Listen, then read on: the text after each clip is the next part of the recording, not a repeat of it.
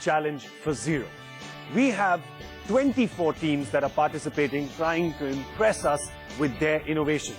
As you know, innovation is the foundation for progress. And we scouted the entire country, found young innovators, partnered them with business school students, and we have them here presenting to our eminent jury, trying to impress us and work their way towards that big prize, to be the most innovative team that we could find, to get that 10 lakh rupee cash prize, and of course the paid experience, the hangout at the DuPont headquarters in the United States. So that's what they're fighting for.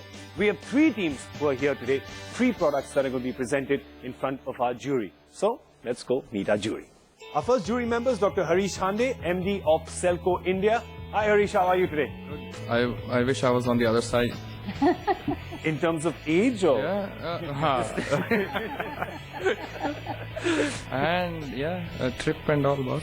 Yeah, a trip, yeah, that's it. Our next judge is Ms. Vani Kola, Managing Director of Kalari Capital. Vani, looking fantastic in that sari today, distracting us a little bit from the innovation. Well, this is innovation too, you know, so innovation in all types, so. Well, we have Homi Bhedwar, Technology Director, South Asia and ASEAN for DuPont. Homi, how are you today? I am absolutely great. Thank you. Any word to Harish about this little DuPont trip he's trying to get? Do you have another contest coming up? Well, yeah, maybe. Next to me dressed like this, I have no chance. Boss.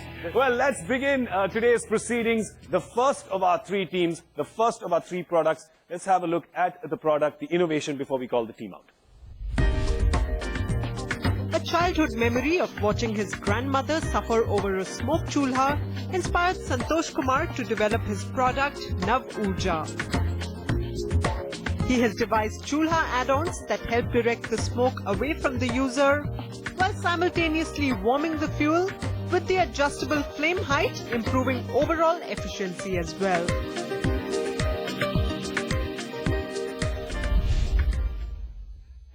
Presenting Nav Urja, let's welcome Santosh Kumar and Ashish Sharma.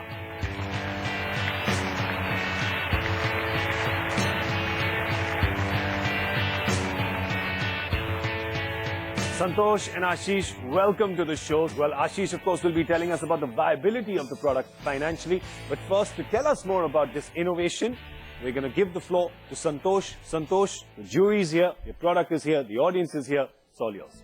8,70,000 people are dying every year due to this smoke causing due to the biomass stove, and 1.6 million people are affected with its inability that they cannot able to recover.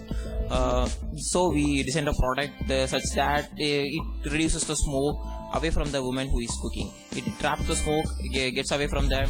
We have 2 other ideas like adjustable graded bottom and the smoke preheater. The smoke preheater which preheats the fuel before even letting into the combustion chamber. These 2 gives a efficiency of 4.27% greater than the conventional biomass stove. This is our innovation. Thank you so much, Santosh. We're now going to hear from his mentor, Professor Rajesh Khanna from his institute. Professor, could you tell us a little more about this innovation, about the advantages of it? I feel 3 interesting things, 3 advantages I found when I compare with the conventional stove. The first one is smoke arrestor. I mean, they are they set a path for all the burning smoke or flue gas in a diverted portion chamber. So there the entire smoke is going to the chamber and is going exhaust, and finally it mixes with the atmosphere. Second thing is a container they provided for storing or stocking the fuel to demoisturize any kind of fuel. And the third one is adjustable grade they provided in their stove. So I can say that these 3 things are very novel in their project. Well, we now know how it can help. We also know who it can help.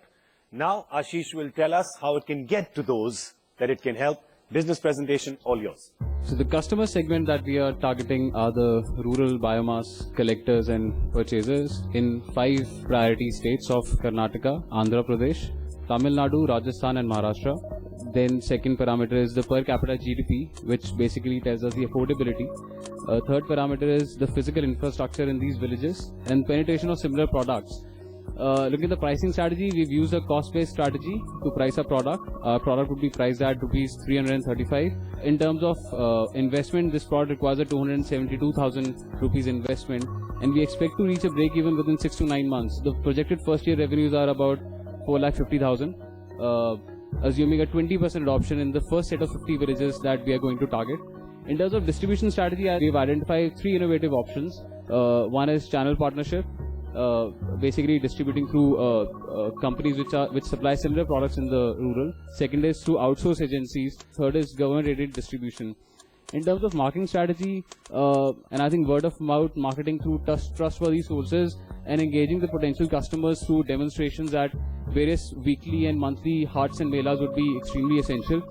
What we've also done is we've budgeted rupees 10 per product.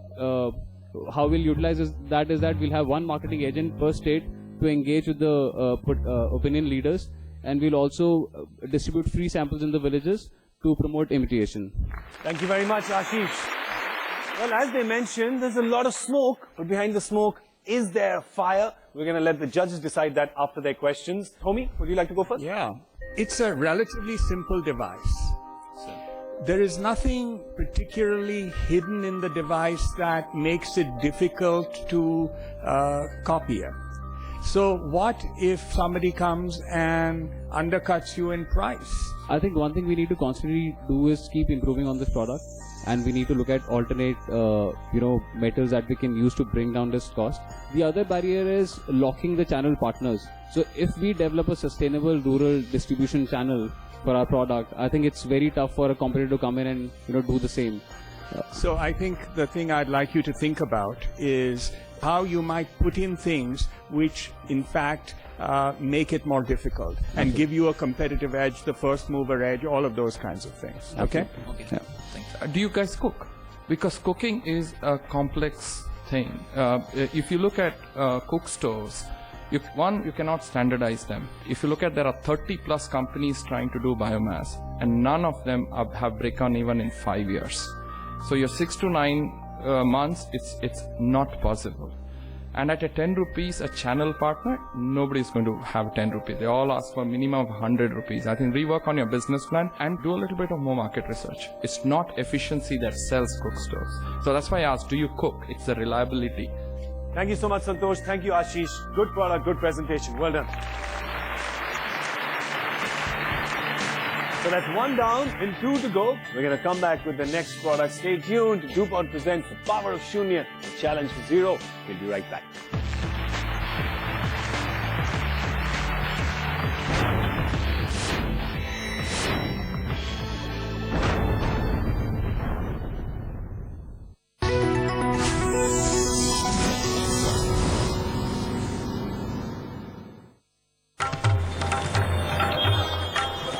Uttar Pradesh is most densely populated state.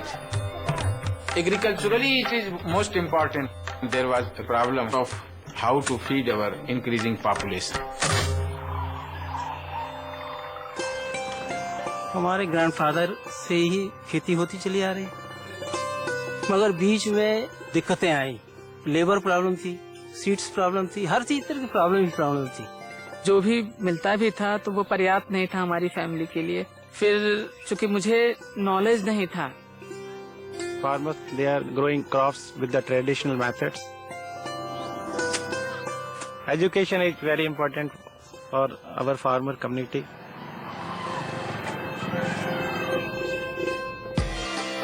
This farm school concept came from the agriculture department of Uttar Pradesh. DuPont Pioneer had the technology to help them to achieve it. These collaborations brought government and the private sectors close. We are teaching farmers technical know-how right from the sowing to harvesting. In hybrid rice, we are teaching them how to sow the seeds, how to sprout the seed, how to transplant the seed. But थोड़ा सा odd सा लगा कि जो प्रक्रिया थी स्कूली करीब 15 साल पहले की, बोले कि आप बहुत बेहतर स्टूडेंट रहे हैं और आप जो ये हमारे जो फार्मर आएंगे इस गांव के जो आएंगे आप उनको सिखाएंगे भी. सबसे पहले जो है कि ये फार्म फील्ड स्कूल है जिसने मुझे इतना सब कुछ दिया, जिसने मुझे इतना नॉलेज दिया, जितना उत्पादन बढ़ता जा रहा है, धीरे धीरे अर्निंग होती जा रही है। जब इनकम बढ़ जाती है उतनी उतनी सारी हमारी जिम्मेदारियां पूरी होती जाएंगी।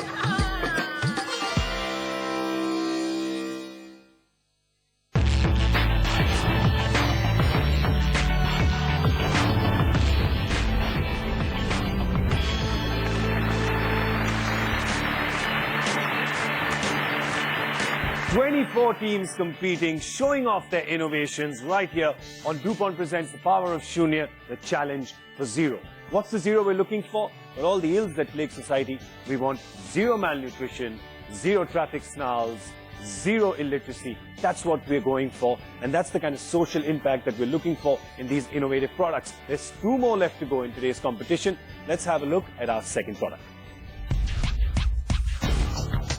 S. Adarsh Kashyap from Vidyavardhak College of Engineering, Mysore has utilized the waste pineapple leaf fiber to develop a product called PALF Composite, an eco-friendly replacement for wood and ply products.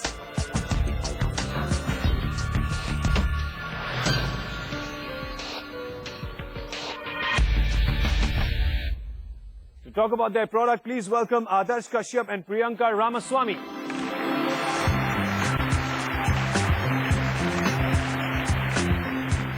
Adarsh, Priyanka, welcome to the show.